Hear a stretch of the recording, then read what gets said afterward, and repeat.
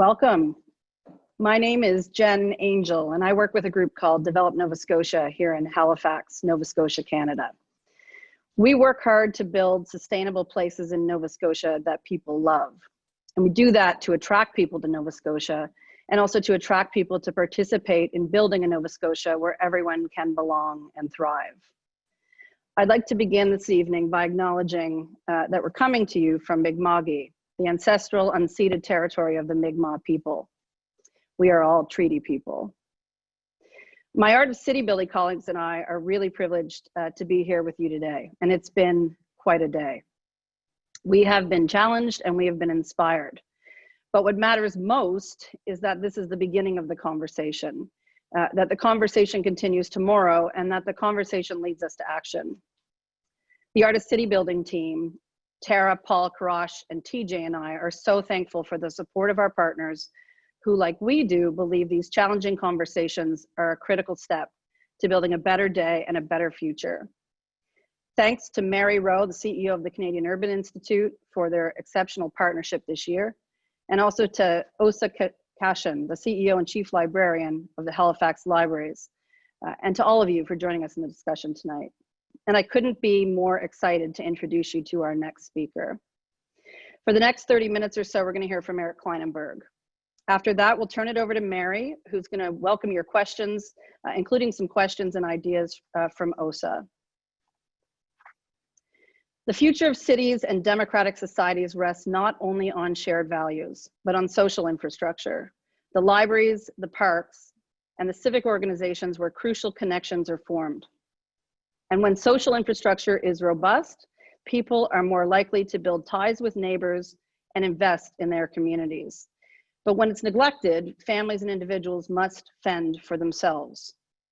Innovative projects can address challenges like climate change and crime while building social cohesion. So says our next guest, award-winning author Eric Klinenburg. Eric is Helen Gould Shepard Professor of Social Science and Director of the Institute for Public Knowledge at New York University. His books include Palaces for the People, How Social Infrastructure Can Help Fight Inequality, Polarization, and the Decline of Civic Life, Going Solo, The Extraordinary Rise and Surprising Appeal of Living Alone, and Heatwave, A Social Autopsy of Disaster in Chicago, as well as the co-author of the New York Times #1 bestseller, Modern Romance. Eric has contributed to The New Yorker, the New York Review of Books, and This American Life, and he's currently working on a new book, 2020, A Social Autopsy. I'm delighted and a little starstruck to welcome Eric Klinenburg to Halifax, sort of. Over to you, Eric, and thank you for joining us tonight. Terrific. Well, thank you. I hope you can see me. I hope I'm there. I'm sad I'm not really there. This is a poor substitute for a visit to Nova Scotia, which is what I really like to be doing. So I really hope that we can take a rain check and meet again in person before too long. I want to talk to you today about the predicament that we're in, this current moment that has been so difficult, horrifying really, depending on where exactly you are. I'm a professor at New York University and was living in New York when the pandemic began. And like many of you, the first message I got about what I needed to do to protect myself in the pandemic was this. The message was I needed social distancing. The way to survive was to keep myself away from other people. And I heard this language of social distancing and it made some sense. I understood what health authorities meant when they said distancing. It was the social part that I was really concerned about though, because if you think about it, it's one thing for us to be physically distant with one another, to keep our bodies separated so we don't cough and sneeze and breathe on each other. That's how you spread a lethal virus. But the social part didn't make a lot of sense to me because it just seemed to me like we really need to be connected to each other, supportive of one another, socially engaged to get through this moment like never before. That's an insight that I came by years ago. The first project I did was a book about a heat wave in my native city, Chicago, in 1995. And the thing that made the heat wave so consequential and also so difficult to comprehend at a human level is it was a case where hundreds of people wound up dying alone in a city that prides itself on being a city of neighborhoods, a place of communities. It was shocking to me as someone who grew up in the city that people could be as isolated and detached from one another as they proved to be that week in Chicago. And I needed to understand more at the time. You know, as it happens, when there's a big crisis and a catastrophe, the first thing we think about is, does the infrastructure work? You know, do we have an adequate infrastructure to help us get through this situation? And sure enough, in Chicago in 1995, the main hard infrastructure, the transit system, the power, even the water, everything was failing. But when I looked really closely at who lived and who died in the heat wave, it wasn't really a story of where the infrastructure worked and where the infrastructure didn't work. When it came to this kind of hard traditional infrastructure, what really mattered in Chicago, I learned, was the social infrastructure.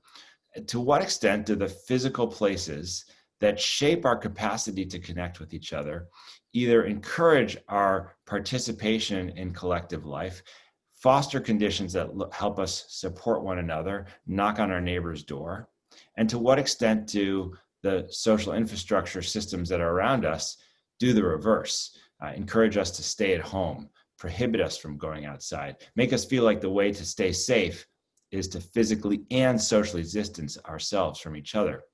What you're looking at now is an image of one of the neighborhoods in Chicago, Englewood, that had one of the highest death rates in the city. And Englewood was remarkable insofar as it was not just kind of poor and segregated, as many parts of Chicago are. It really had a deteriorated social infrastructure, lots of empty lots, lots of abandoned buildings. If you live in a neighborhood like this is not healthy green space that makes you feel alive and like you want to go spend time in nature. This is treacherous, outdoor, abandoned, dilapidated space that increases the risk of danger and makes you feel like you don't really have a place to connect with people around you. What I also noticed when I spent time in the neighborhoods in Chicago that were affected is this neighborhood called Auburn Gresham, which is right across the street from this place. Literally, they're separated by a street.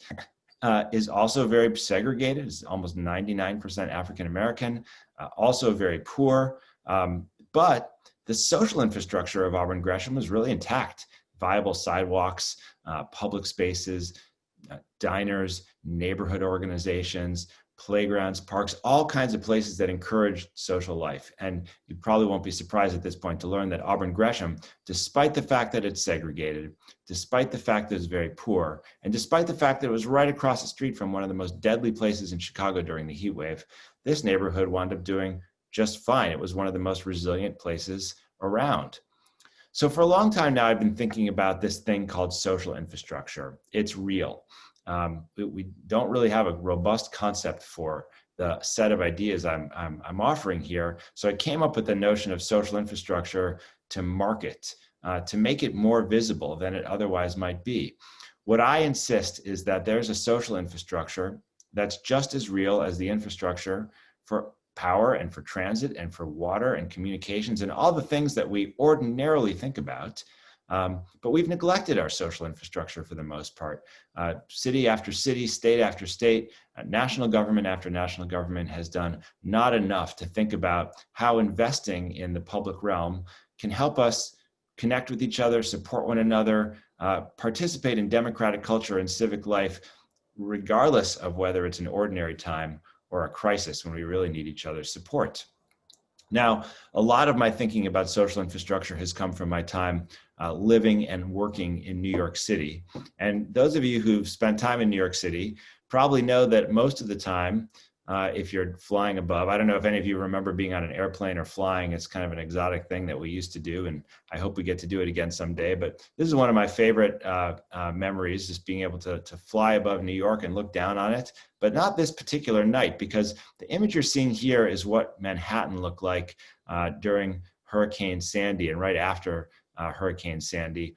What was stunning about this night and this image is that the financial capital of the world, the center of capitalism, a site of incredible affluence, a place that's as connected as a place could be, as essential as a place could be in the world, was totally in the dark because the hard infrastructure was inundated. And after Sandy happened, this is a mega event, a record-breaking storm, but unfortunately, we had a guy at the time in the White House named Barack Obama. You might remember him also feels like a very different time in life.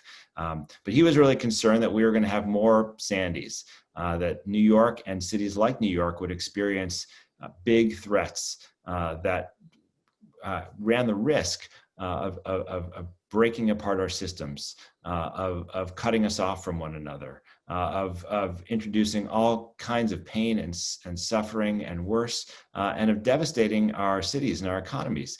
And so President Obama thought, you know, the ordinary way we rebuild after a crisis in the United States is we build back exactly what we had before. In fact, the Federal Emergency Management Agency, which runs our disaster policy programs, has a rule that cities and states in the United States are usually not able to build anything better than what they lost during a disaster, because the federal government is concerned that local governments are going to try to use resources to make themselves better, even when it's not the right thing to do. They want to have disaster policy be just to get things back to where they were before.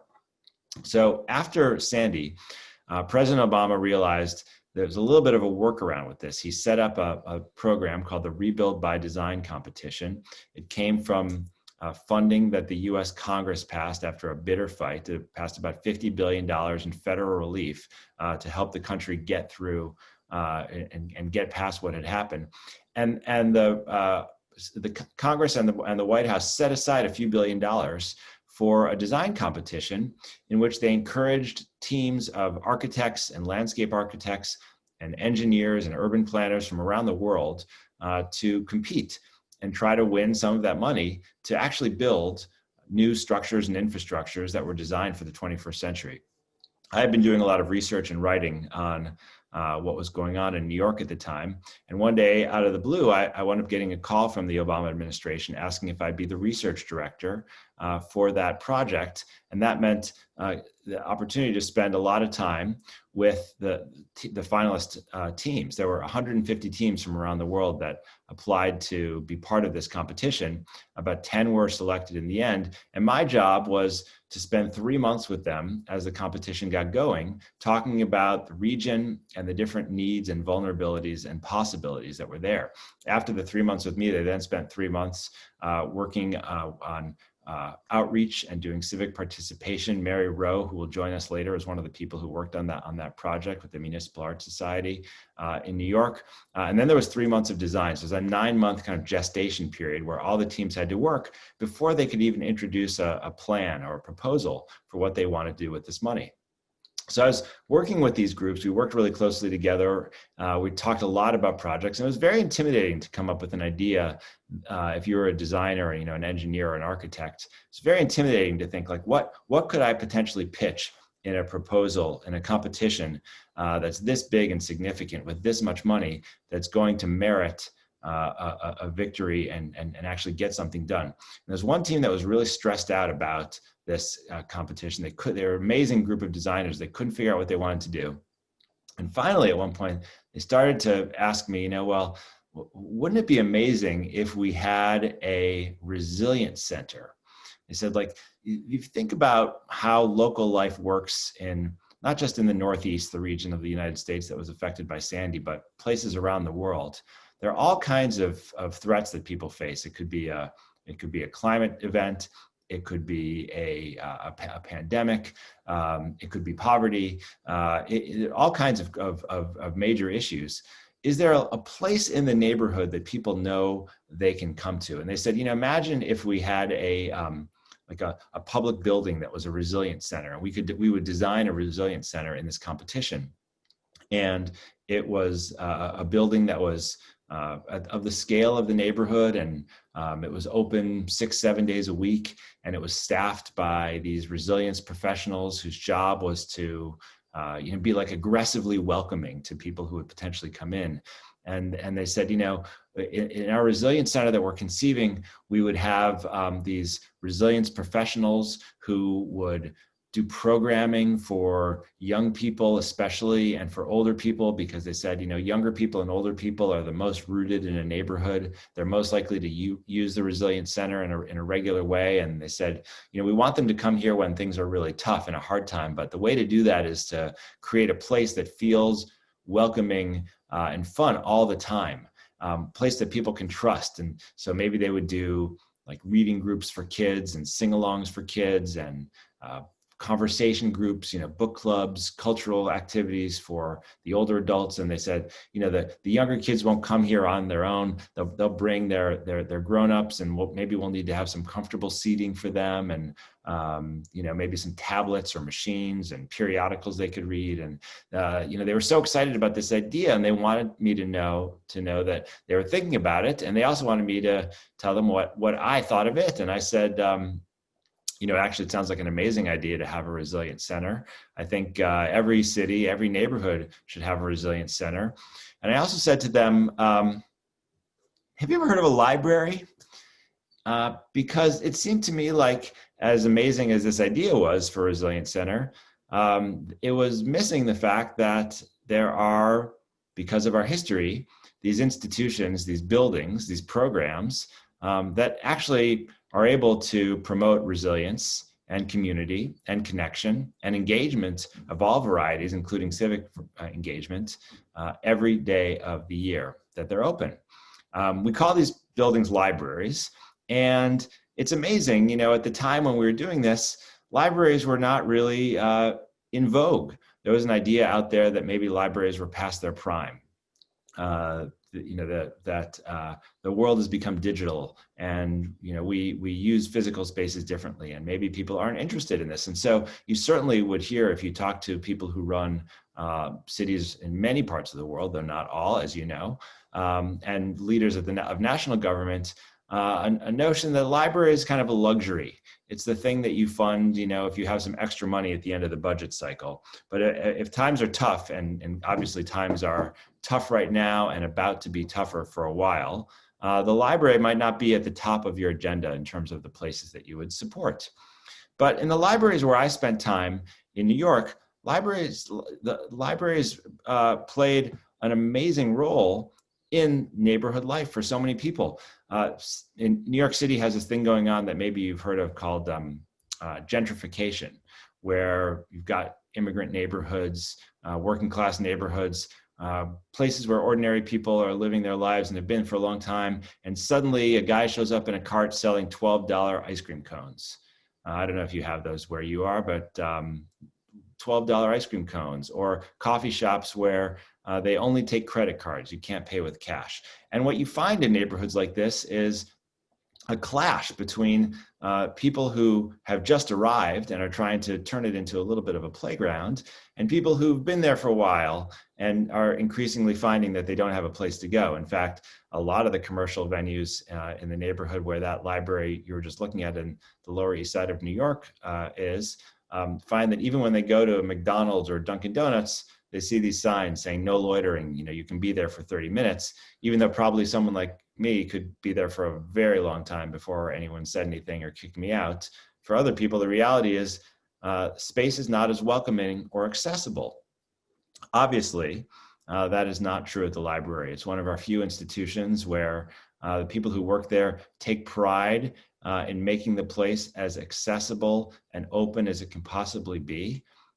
This is a great moment in the morning. I like to go to the local libraries in the United States right at opening time, because there's usually a pretty nice sized crowd outside, waiting for the head librarian to open the door and welcome everyone.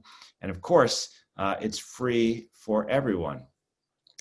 This is what the scene looks like when you're on the inside of the library, which I got to occasionally do before the day. And you see this kind of streams of people who come in, for all variety of experiences. For sure, libraries continue to be places where you see these incredible moments where a child gets her first library card. And I've always thought that's an amazing moment, because the library card is, for many people, the first piece of ID that you get, the first card that has your name on it or that's yours, that gives you a set of rights and privileges, privilege to take out a book and bring it home with you.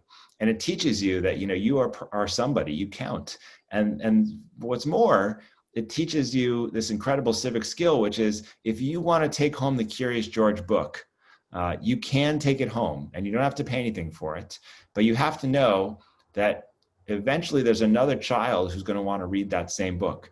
So you have to bring it back and you have to take care of it while you have it, right? And you do that knowing that if you play your role, then someone else is probably going to play their role too, which means that when you're ready for the next Curious George book or you're ready for Harry Potter, that neighbor of yours will have returned the book so you have a chance to read it as well. That idea of solidarity or interdependence, right? The notion that my fate is linked to your fate, that we're all in it together. That's something that many societies on earth, including the one that I'm sitting in right now, are sorely lacking. But those are skills that we learn if we spend time in places like libraries.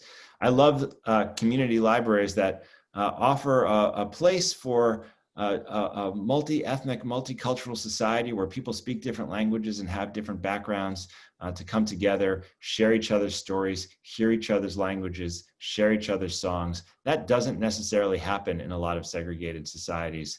And the library is one of the few places we have where children come together, build relationships with each other. Their caretakers, their grown-ups come together. And I can't tell you how many play dates or lunch meetings start at the library. Two caretakers meet each other and make a plan. Two kids meet each other, make a plan. And over time, you see those relationships evolve into something else. It becomes more than a friendship. It can scale up and turn into something more like community.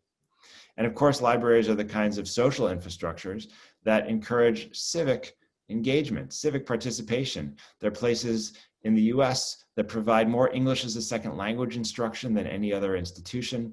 They're places that provide courses for people who are interested in becoming citizens, right? And of course, you don't need to be a citizen to use the library. You just need to be a human being.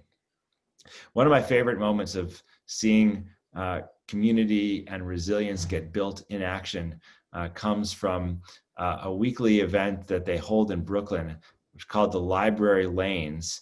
It's a virtual bowling league where older people who fit the demographic profile of the people who are most likely to die in that heat wave in Chicago that I started by telling you about, people who are older, who are people of color, who are low income, who have every reason in the world to stay at home, who are at every risk of being isolated and lonely.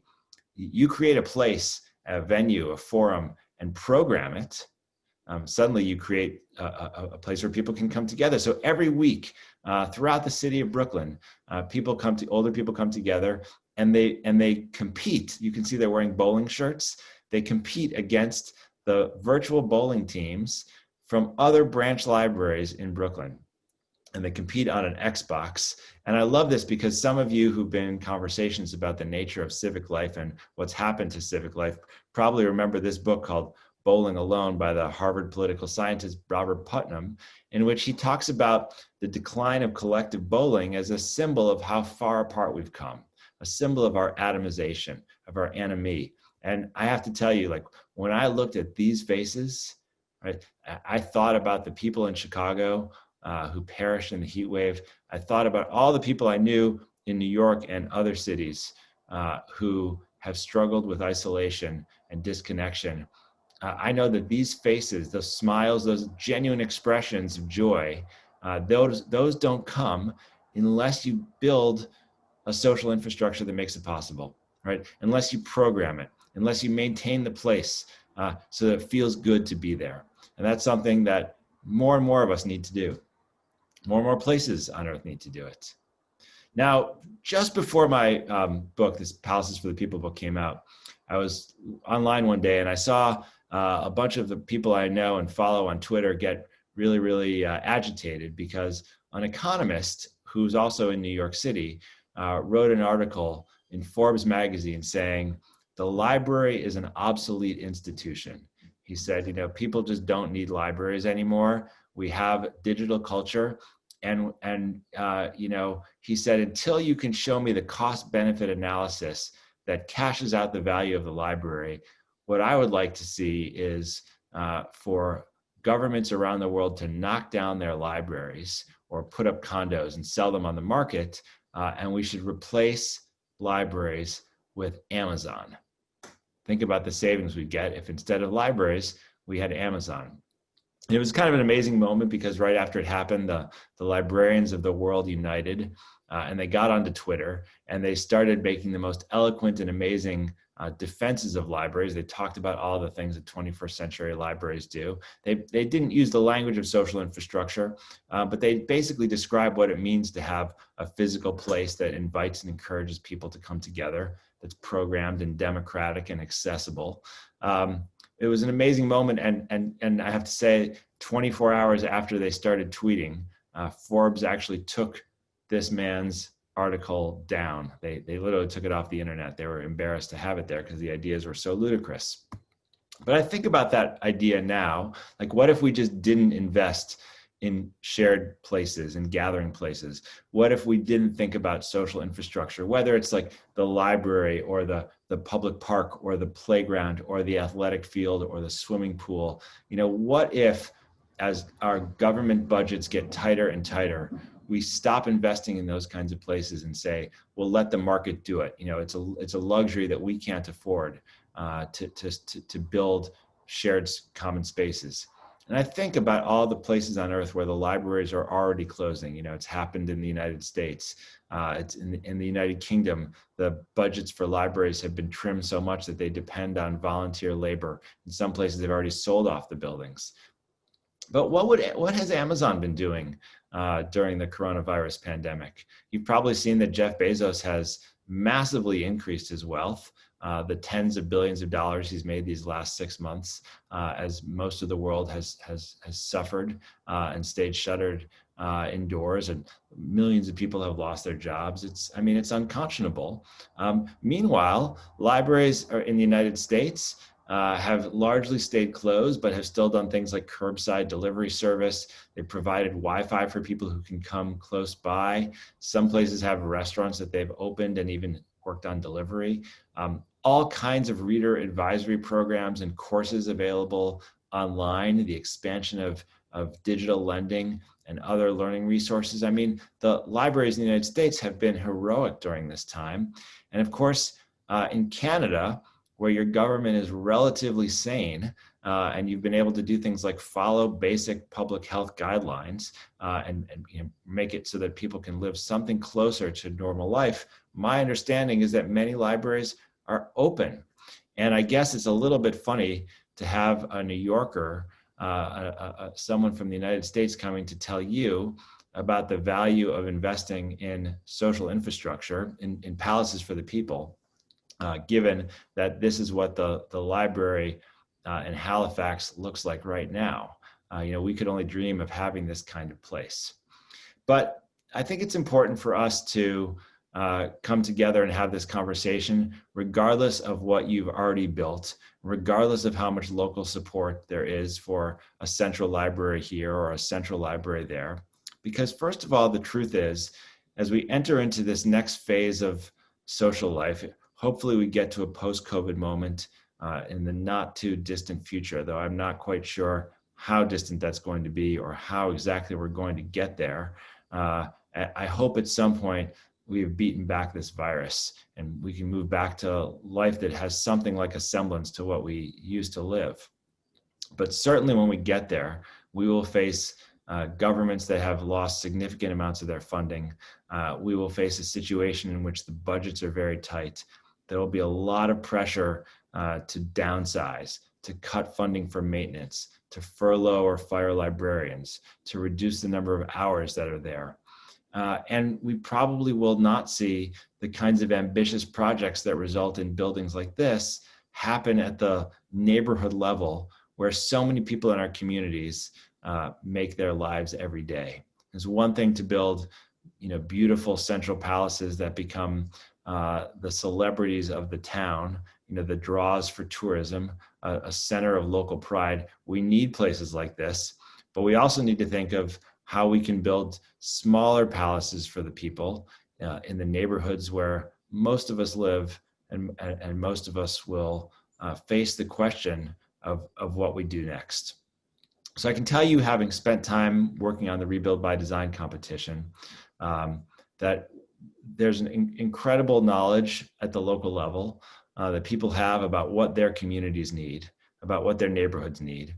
And there's incredible interest in investment, not just in the big infrastructure systems, those hard line systems, the tunnels and bridges that we conventionally invest in, but also in social infrastructure that always matters and that during tough times can make the difference between life and death. So I'm going to stop there. Thank you for listening, and I'm really looking forward to our conversation this afternoon. Hi, gang. It's Mary Rowe from the Klinenberg Institute. Always delighted to see my old friend and colleague Eric here alive with us, and appreciate that little bit of American humility, Eric, as you suggested, that it is sometimes a bit odd, but Canadians love to hear from Americans, as you know. And there's about 3 of us who are humble, Mary. Yes, exactly. We're happy to have you. And I'm actually a dual citizen, so I have to own some of that too, that there is a tendency that we all have. I think whatever jurisdiction we're in, we tend to think that we're the ones, but we have a long tradition here in Canada of celebrating different forms of social infrastructure, you know, and you and I are just chatting about this. We have Carnegie Libraries in Canada. I think a lot of people don't recognize this, that Carnegie actually was a philanthropist, a continental philanthropist. And so we have some of those old great buildings as well. So terrific to have you here, and terrific to have an opportunity to actually, at this point, because you and I have not actually chatted during the pandemic, and but we have, both you and I, experienced acute challenges to resilience, and this notion that social infrastructure plays such a pivotal role. So interesting, you know, you were a little gloomy at the end there. Did you feel yourself go a bit gloomy about what's going to happen? Let me just ask you a question about this before I call on my 2 colleagues who are going to come in. What do you think the prospect is as we emerge? We're going to live with COVID for a while. What do you think the prospect is that we're going to put a higher priority on these forms of social infrastructure? Do you think we're having a Joni Mitchell moment where we recognize that how important these things are because they've been taken from us, and now we're going to have to double down and reinvest? I think many of us do feel that way, Mary. And I guess on balance, I'm kind of an optimist. I think this is a moment where we can have a real reset. A lot of us have been stuck in our houses.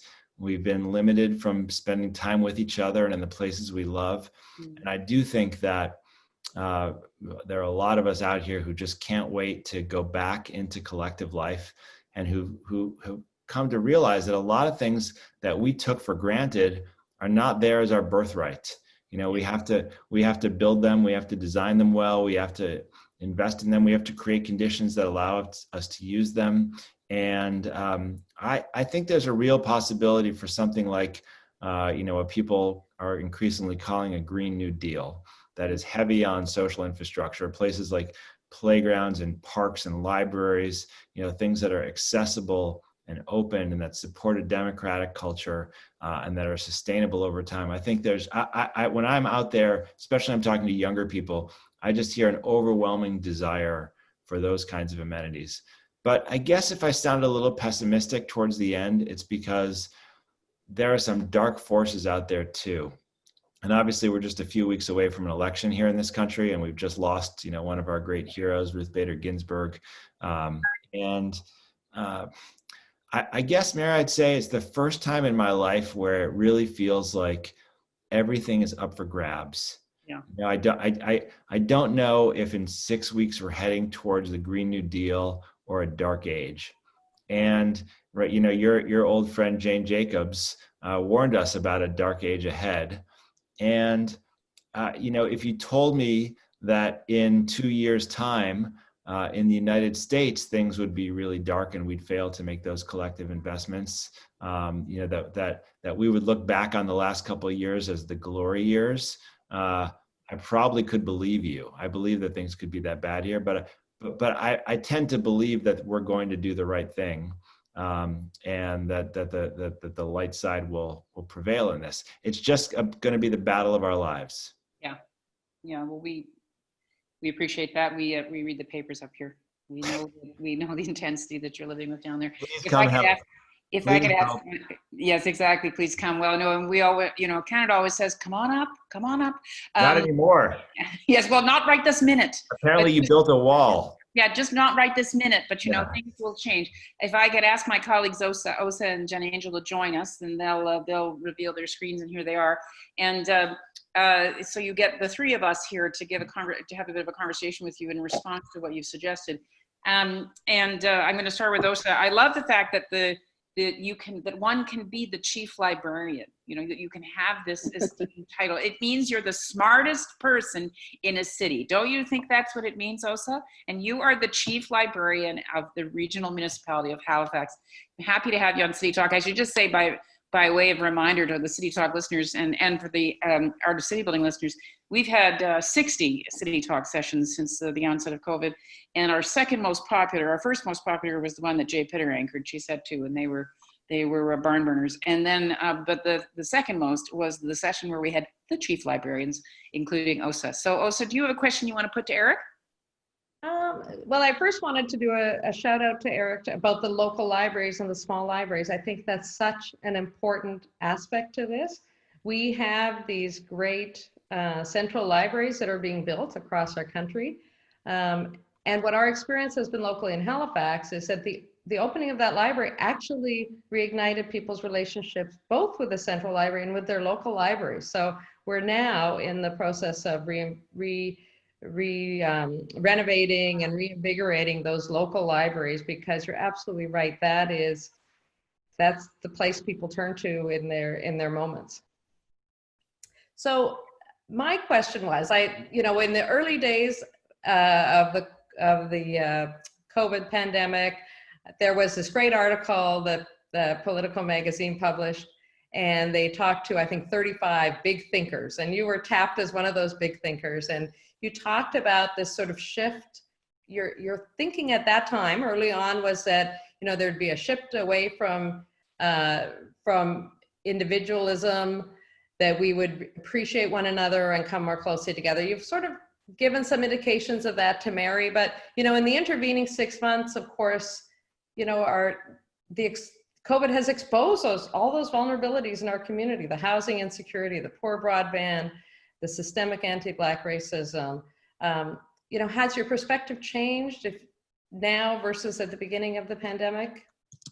I mean, I guess what I said to Mary, I'll try to say it a little differently now. I mean, I think I see all the elements of transformation here. I mean, I think, major pandemics and other crises have historically played the role of being switching points. They are moments where we can assess who we are, what we value, whether we built the kind of world that we want to live in, and if the answer is, no, we've made some mistakes, the learning experiences that we get from that can be transformative. And here now, we happen to have all the ingredients in place in the United States for that kind of transformation here.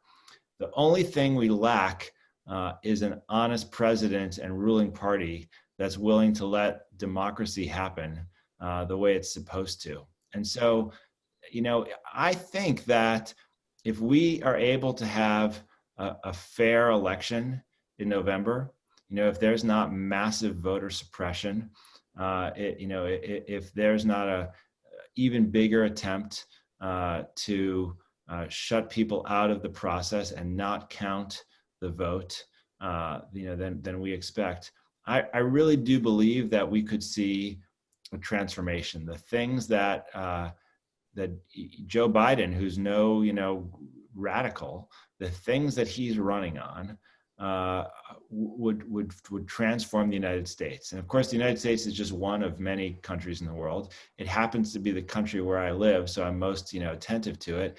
And it also plays an outsized influence in global politics.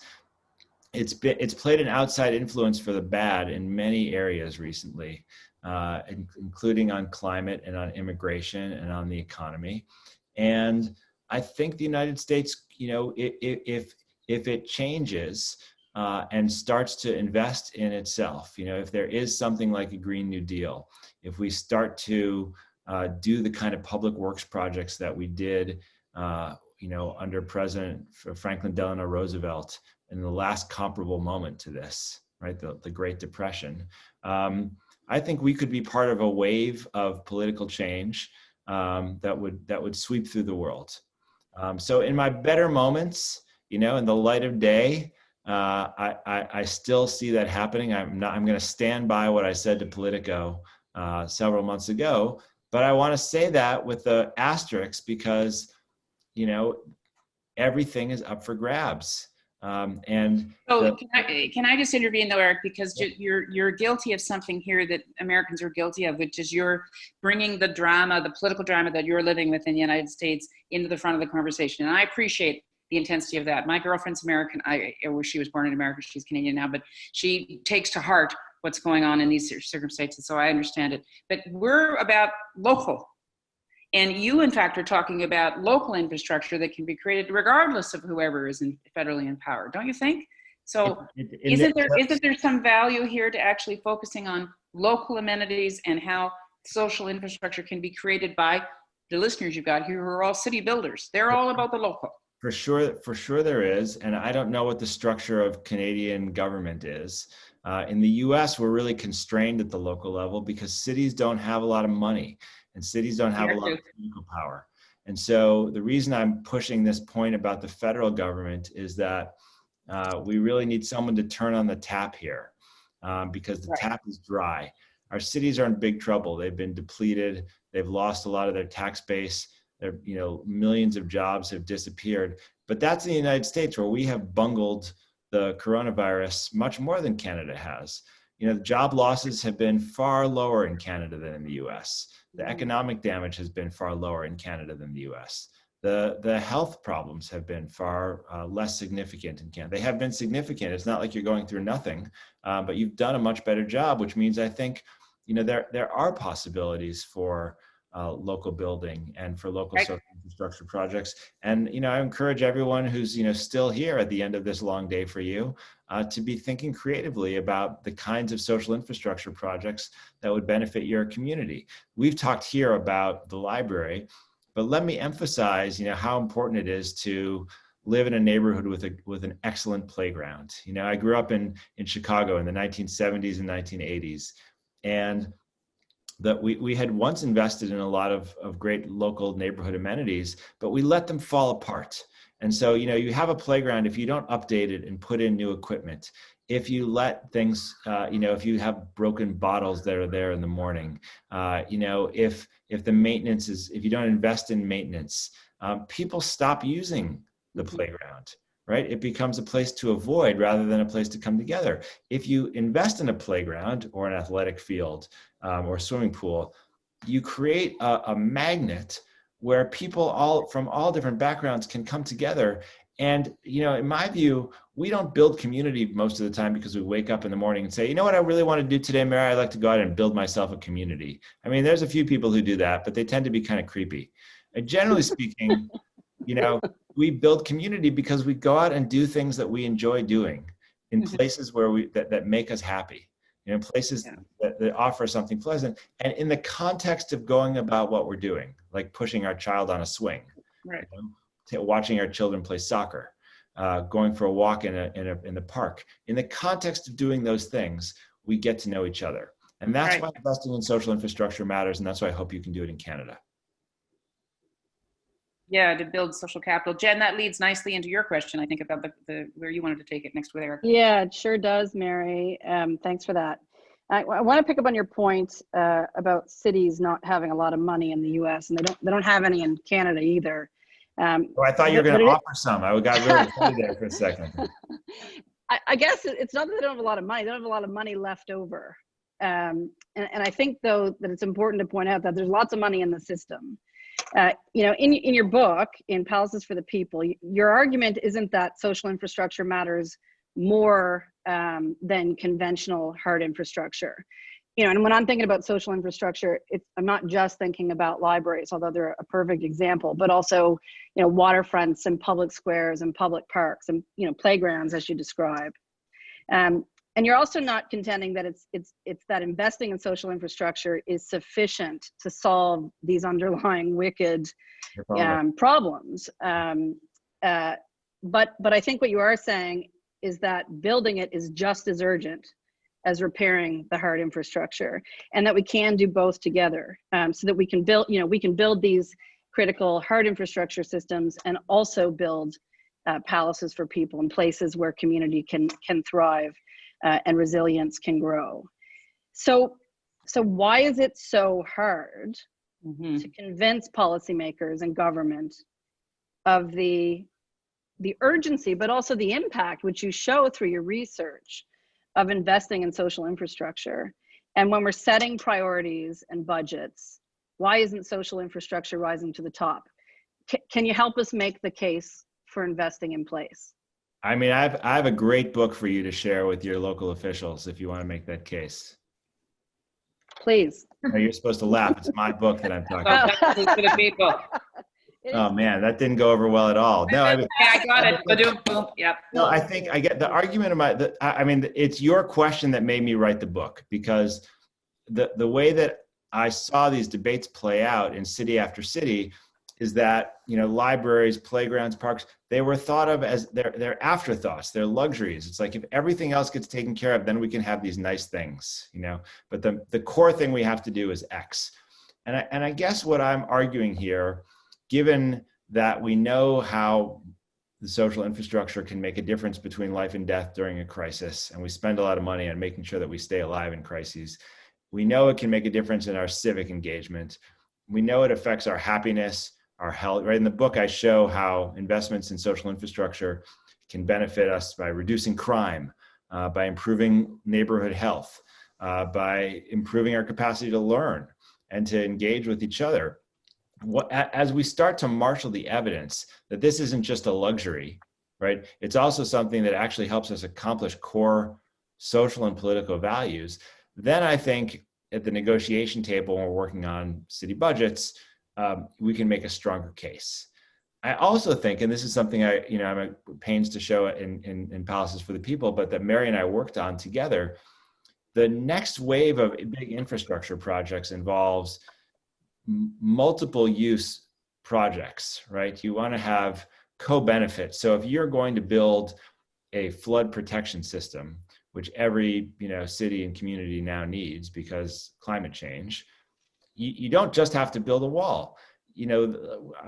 I could show you images of the Bjarke Ingels project originally called the Big U in Lower Manhattan. That's a flood protection system that also creates brand new parkland and walking paths and bike paths, so that at the same time that it keeps the city dry and specifically helps the more vulnerable communities that have a lot of low-income public housing by the river, it's also creating an amenity, a shared space that will make people healthier and happier and more connected all the time. Kate Orff, the brilliant landscape architect, did a very similar project in Staten Island, which involved, creating a system, she called it living breakwaters, a kind of natural infrastructure system that would reduce wave energy and keep the storms from being as violent and destructive as they have been in Staten Island.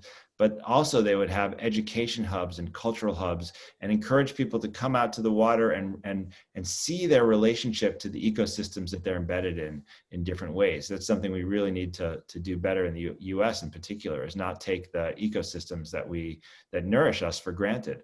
And so I think the really well-designed infrastructure plans, critical hard infrastructure plans, are increasingly also social infrastructure plans. But if a government leader doesn't see that possibility there, they're just going to go for the cheapest, easiest solution. And so I think the challenge for those of us who can understand how to do infrastructure in this next century is going to be to make that case and to put those things on the table. And I don't want to sugarcoat it. These are going to be very difficult fights, because when the budgets are tight, you're always going to try to value engineer in the end. It's always going to be a fight, but you have to be able to show beautiful things. You have to be able to design things well. You have to be able to show the benefits, right? In some places, the United States is famous for these public-private partnerships. And we talked about libraries. You know, Andrew Carnegie entered into that conversation. The Palaces for the People is his concept. You know, I don't believe that philanthropy is going to solve these problems, but I do think that philanthropy can sometimes play a catalytic role in establishing models that governments can scale up when there's no other source of funding that's available. As was the case with Rebuild by Design, which was co-funded, as you recall, by philanthropy and government. I'm wondering about on the chat, we're getting several people saying, now, wait a sec, it's not just about libraries. There are other forms of social infrastructure, but also this doesn't all have to be government. You know, it can come from the community sector. It can come from not-for-profits. And certainly the work that we're doing at CUI around Bring Back Main Street with many, many partners is about enlivening all the different uses, what make the street a commons. So that's faith institutions and community centers and libraries and parks and the whole mess of it. And how do you ground that in a local set of priorities? Because one of the great things about Åsa's library is that it doesn't look like any other library across the country.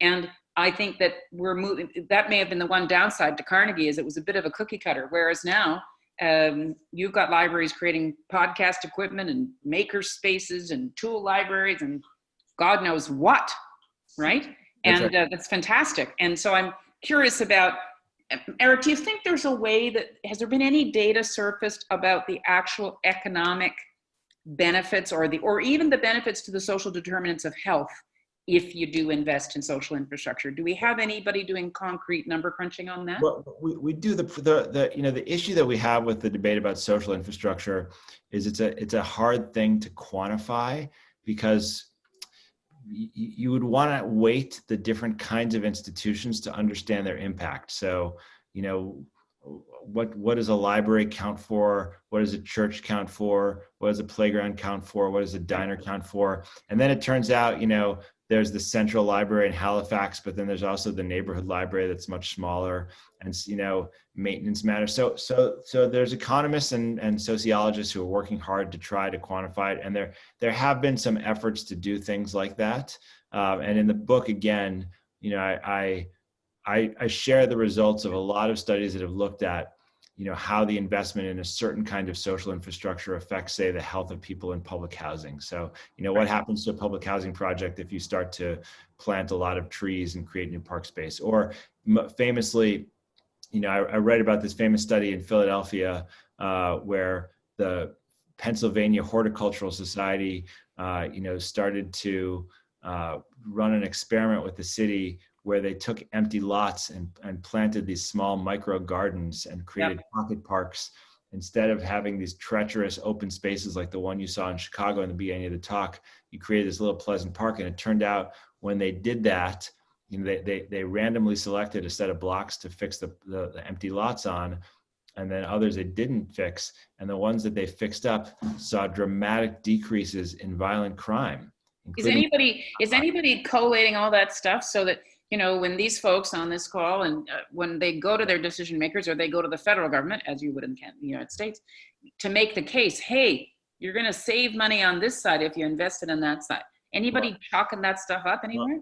I mean, I'm not doing this to sell the book. You could take it out of the library. Back to the book. Take it out of the library, for God's sake. But that's exactly what the book is about, Mary. It's, you know, going through all these domains. There's a chapter about education. There's a chapter about health. There's a chapter about crime. There's a chapter about climate change. There's a chapter about political culture and polarization. And the point is to walk you through the evidence in each of those things. Great. And Rhonda has just posted on the chat that the State Library of the Victorian Public Libraries in Victoria, socioeconomic value of public libraries to Victorians. Thanks for that, Rhonda. We're about to wrap up here, folks, so we've kind of been the home stretch. Another book, Everybody Lies, Social Infrastructure. There we go. Thanks for that one, Al. Always great to have these books coming from other jurisdictions. It's Victoria and Australia. Thanks, Rhonda. So we'll get the links up for those. As we're rounding the corner here to the end, Åsa, do you have another question you want to put into Eric's? A very quick one, and this is not, you know, we've all been watching your election with really keen interest, and we don't have our elections in Canada are not quite so dramatic or polarizing, but we do struggle to get diverse representation at all levels of government. We do struggle with young people being disengaged.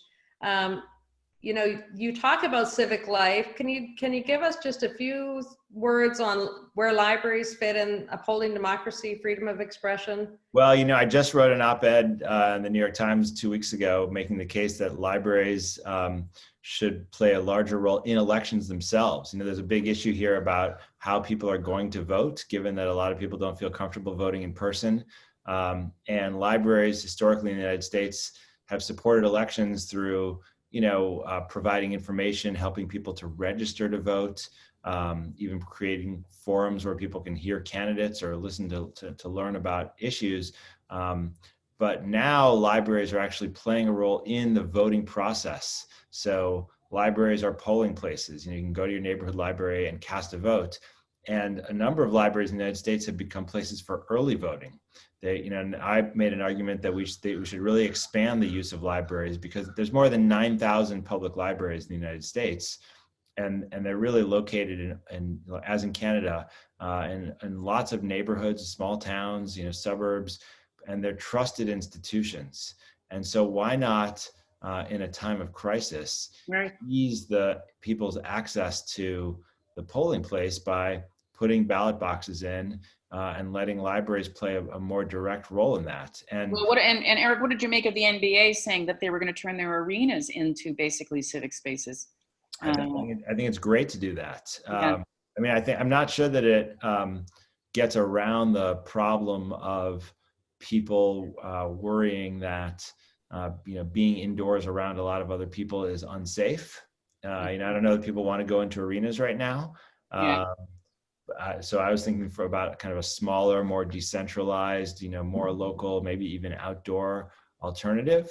But you know, I think we need to be thinking about, you know, what it means to have a community institution like the library. It's just a treasured part of the world that we've made, and it's not a thing to be taken for granted. You know, it's really not a thing to be taken for granted. And we've seen here in the US in the last few months, some of our most sacred institutions, things that had, you know, massive and overwhelming support and respect from Republicans and Democrats, things like the post office or the Centers for Disease Control and Prevention, you know, revered institutions that are cornerstones of democracy and modern life. You know, they have been assaulted and very quickly become objects of controversy. And I would hate to see that happen to the library. I think we're going to need to defend the library as much as we promote it, depending on what happens next. Need to gird our loins. You mentioned sacred, and noticing many people in the chat are raising the issue about faith institutions and can they be galvanized. So maybe a future City Talk, we need to talk about that, because certainly on Ringback Main Street, we're faced with it too. Social capital has to be the great battleground. I guess that's what you're saying, Eric. You know, what's that expression? We're fighting for the hearts and minds of people. Yeah. And libraries have been instrumental in creating a civil, civic, public discourse for over a century. And we don't want to lose that. That's a cherished, as you suggest, a cherished trust. I see we've got many librarians who are on this session, and they appreciate the shout outs. So Jen, do you have any other kind of question you want to throw out to Eric before we actually round the session up? A last question? No, I mean, I think I'm inspired by the thinking, and I think the evidence is compelling, and we're kind of energized to get to work here. Yes. I can't wait to join you. If you guys could send me some kind of special visa to get me into the country, I promise to wear a mask. I'll be very respectful. Cool. Eric, we are, you know, we want to send you some hope. We'll send you some hope here from Canada. I would settle for Hostess potato chips, but we'll send you some potato chips too. Yeah. And you know, we've legalized marijuana in Canada, so there's a big demand for potato chips. But just saying, we want you to know that we're with you and that libraries are part of the solution, not the problem. So you're on the right side of this. And I want to thank you for joining us. It's been wonderful to have Åsa back on a City Talk. And I just want to say how appreciative the Canadian Urban Institute has been to co-sponsor this wonderful event with the Art of City Building and that little crew of well-masked, socially distanced Haligonians there Yeah. who have brought all these important issues about what it's like to live under, what it means to live coping with the amount of challenges that we've got through the pandemic and economic and equity. And you really developed a fabulous program. And we've been so lucky to be part of it. So hats off to you, Haligonians, for putting another fabulous Art of City Building on the map. Lots and lots of things to replay. Everybody that's joined here, make sure you send the links when they come out in a couple of days. Everything will be posted online, and send it to your friends so the discussion will just continue. It never stops. And Eric, always great to have you here and for you to raise really what's a fundamental part of urban life is our capacity to gather together. Hope to see you all in person someday, and wish us luck down here. We need all the luck we can get. Okay. Thank you. We're with Thanks, you. everyone. It's all about the Art of City Building. Thanks, everybody. Good night from Halifax. Have a good one.